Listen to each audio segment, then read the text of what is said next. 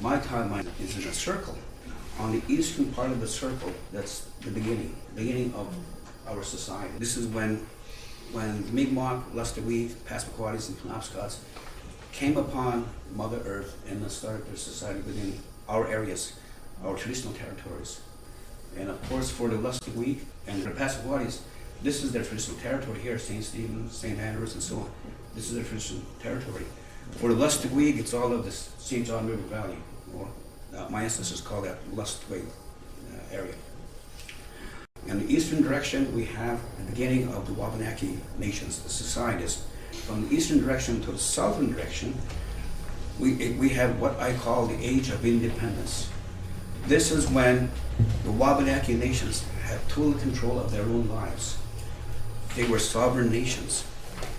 There was no such thing as Department of Indian Affairs. There was no such thing as Aboriginal Affairs.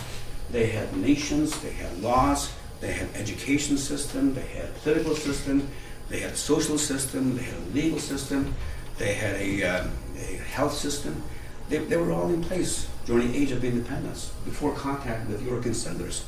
And then on the southern direction is what I call the contact period.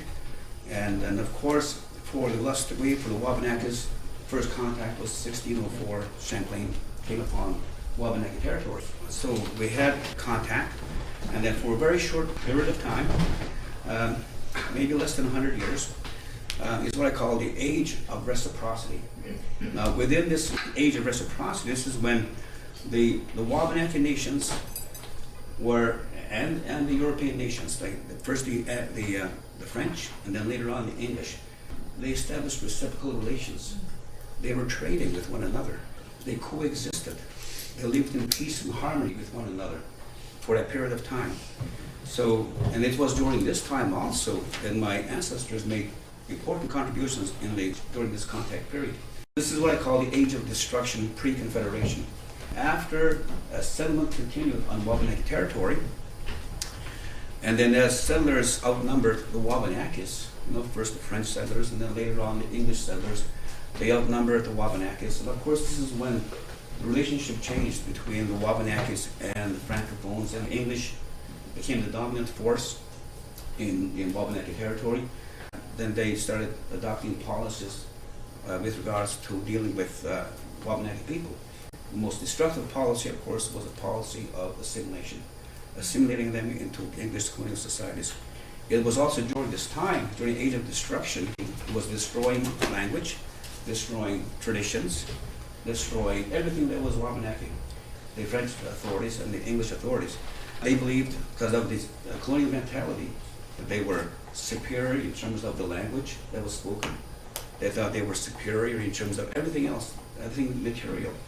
All material things they compared with the Wabanakis, and they came to the conclusion that, well, we are superior because look at our technology. Because of that mentality, they adopted any policy of assimilation on the Wabanaki people. They wanted to civilize the Wabanakis into English colonial society. So that's the Age of Destruction, post-Confederation. Confederation, of course, 1867. We had Confederation. The BNA Act was passed. Section 9124 of the BNA Act states that the federal government will be responsible for Aboriginal affairs across the country. Indian Act was passed as a result of the BNA Act. And then, of course, as a result of the Indian Act being passed by Parliament at the time, then, of course, they established the Department of Indian Affairs. So that, and of course, that's the reason why Indian Affairs has so much power over us, because of the BNA Act. Because now the Department of Indian Affairs is controlling our lives. The Department of Indian Affairs has also continued the policies of English colonial authorities. They wanted to assimilate First Nations people across the country into Canadian society. So they also continued the policy of attacking language, attacking ceremonies. As a matter of fact, the first Indian Act that was passed outlawed these ceremonies. If she was to do a ceremony, she would have been put in jail. She would have been jailed for conducting a smudging ceremony, for conducting a sweetgrass ceremony, a pipe ceremony. They were all outlawed. And as a matter of fact, another part of the Indian Act, if you wanted to make a claim of your traditional territory, it was against the law for my ancestors back in the 1920s. It was against law for people of the day, First Nations of the day, to hire lawyers. It was against law. But you couldn't. So if they had a claim, and then they wanted to take that claim to the court, the chief and counsel of the day or any community members could not go to the lawyers and say, we need your legal help. It was against the law, because Indian Act. Indian Act was, it had that provision. Department of Indian Affairs continuous policy of assimilation. We're at the time where I call the age of healing and revival.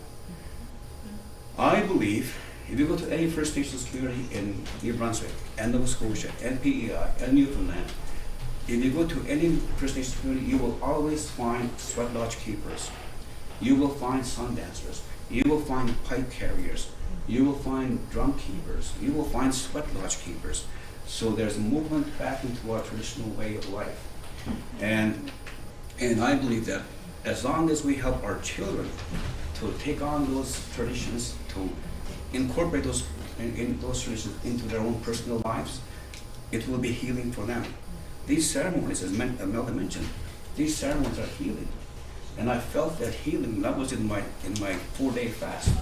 So if we can help our young people to go back to these traditions and then have them practice those traditions and those ceremonies on a daily basis, it will be healing to the individuals. It will also be healing to the communities. And also, it will, in my view, it will also be healing to New Brunswick. Because now we have community members, we have citizens who are willing to communicate, to dialogue, and to understand one another, and to build on the relationship, to ensure that we have a respectful relationship among citizens in New Brunswick.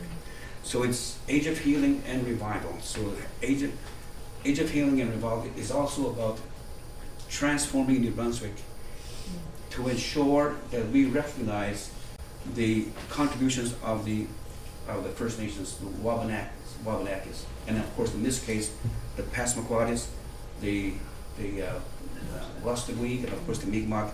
My timeline is consistent with the worldviews of our ancestors, the worldview that Mel just shared with you.